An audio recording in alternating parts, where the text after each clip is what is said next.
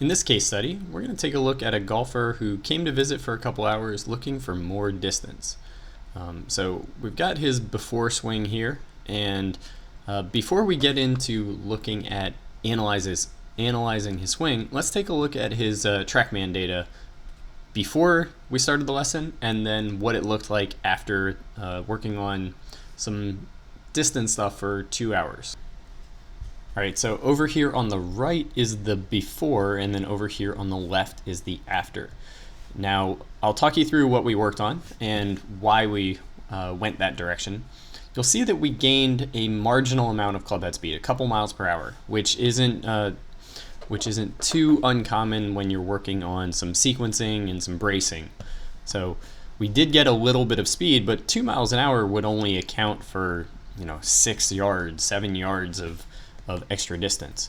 What you'll see is that the total distance on one of his better shots during the warm-up to his best shot towards the end of the lesson improved by about 37 yards.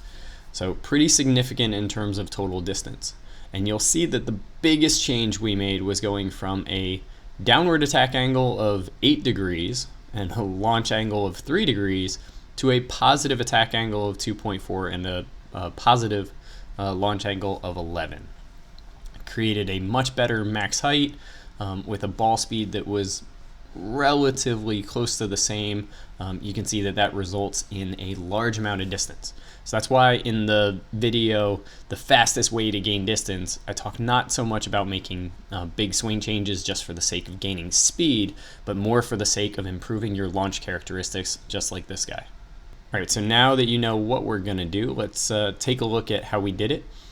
So when he came in, he was talking about working on getting shallow in transition, which you could see, yeah, we could use some arm shallowing there. But we also ended up talking a lot about the steepness during the release.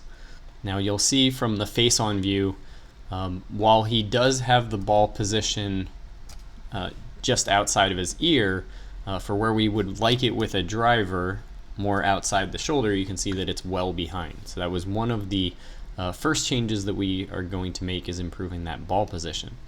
Now, the second thing is getting some shallowing during the release while working on some sequencing and bracing. So let's bring up a drill video so you can see kind of what he was working on in order to make this change. Now, he was more of a slow motion style learner, so he was really kind of immersed in the movement and not so much into the drill style. So you can see I had him doing some pump drills, kind of stopping in the middle, checking that checkpoint, and then working on we use some spatial awareness to work on the path of the club more on the way through. Now, the reason we went directly after the path is you can see in his before video that he's got a bit of club face rotation through this zone here. So he had already kind of been working on squaring the face a little bit better, but he was blocked by where the path was. So you can see that when he started working on the path, getting a little bit better sequencing and a little bit better shallowing, you can see that the club face was able to orient pretty easily. We didn't have to spend a lot of time on that. Many golfers, if the club face doesn't rotate during that early phase and you start getting more shallow, you're actually going to tend to hit the ball further off to the right. Okay, so now we've got the final result. He was working on a little bit of body sequencing, a little bit of arm shallowing. You can see a pretty dramatic difference in the ball position, both compared to his feet and to his upper body.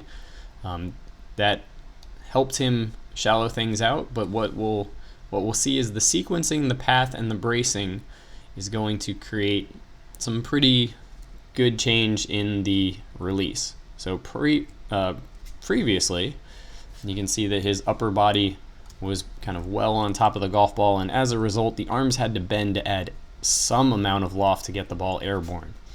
Now, because he was in the after version, because he was in a better position working on falling away that way, you'll see that he has a much better chance of getting his arms to extend at about the same position. Now, I also wanted to use this as a case study to show, many golfers would look at this and say that I didn't make a whole lot of improvement because the pattern kind of looks pretty much the same. But I'm showing you that the difference between these two swings is about 40 yards.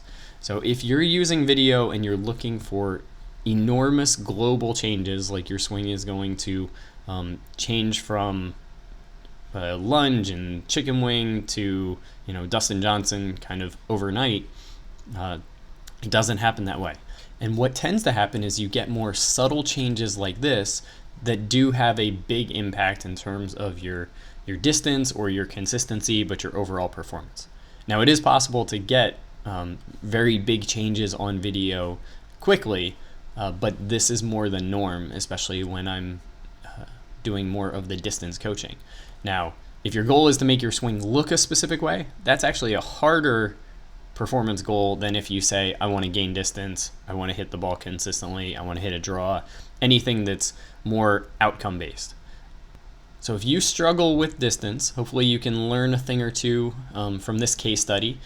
Make sure that the club face is rotating before you try to add some body sequencing or body speed. But if your club face is working in a good pattern, then adding some body sequencing, some body speed, maybe even just playing around with the ball position to give yourself a little more positive angle of attack is one of the fastest ways to add speed to your swing.